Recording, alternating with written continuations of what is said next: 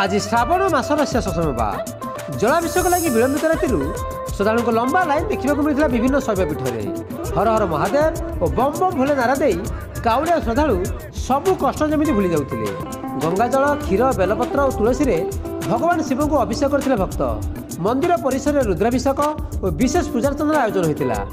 वाराणसी काशी विश्वनाथ मंदिर नहीं झारखंड बाबा बैद्यनाथ ज्योतिर्लिंग जाए श्री लिंगराज नहीं धवलेश्वर कपिलास आखंडलमणि सबुठे भक्तिमय परिवेश। आखंडलमणि पीठ को आसुवा काउड़िया पदसेवा करते मंत्री सुरेश सूर्यवंशी। भीड़ तो बहुत अच्छे, बहुत लाइन पूरा 2-3 किलोमीटर लाइन रमिक आसुँ। यहाँ टिटलागढ़ के भवानी के आ बहुत लाइन लमिक बहुत मेहनत करवार पड़ुचे।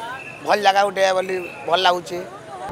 भल अनुभव आम करेतु यहाँ होथर प्रथम करी निजक गर्वित भी अनुभव करें। हाँ पाद तो निश्चित कष्ट हम ना किंतु ना धरिकी बाबा अच्छा तो ना धरिकी आम जाकर पहुँच जाऊँ। जो परिश्रम फल कौ दिन देवे कौन करे से पक्ष कथा कि आगे कर्म कर चल फल तार दबा लोक दब। आम अंचल आराध्य देवता आरड़ीश्वर बाबा आखंडलमणि धाम को प्रत्येक वर्ष लक्ष लक्ष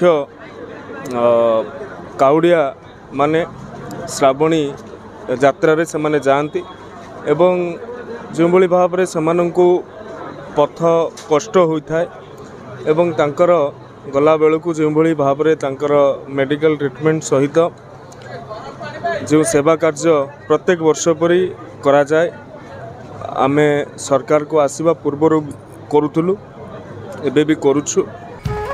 श्रावण मासर अंतिम सोमवार धार्मिक आध्यात्मिक और सांस्कृतिक दृष्टि महत्वपूर्ण रही।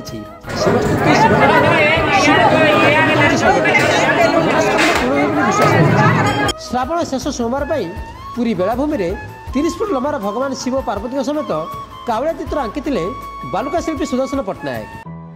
सेपटे भक्तिमय यात्रा शोकाकुल परिवेश सृष्टि होती बिहार भागलपुर में। काउड़िया को नहीं जाऊँगा डीजे गाड़ी विद्युत संस्पर्श आसी नदी को खसी चलीगला 5 काउड़िया जीवन। गाड़ी में 12 जन थे।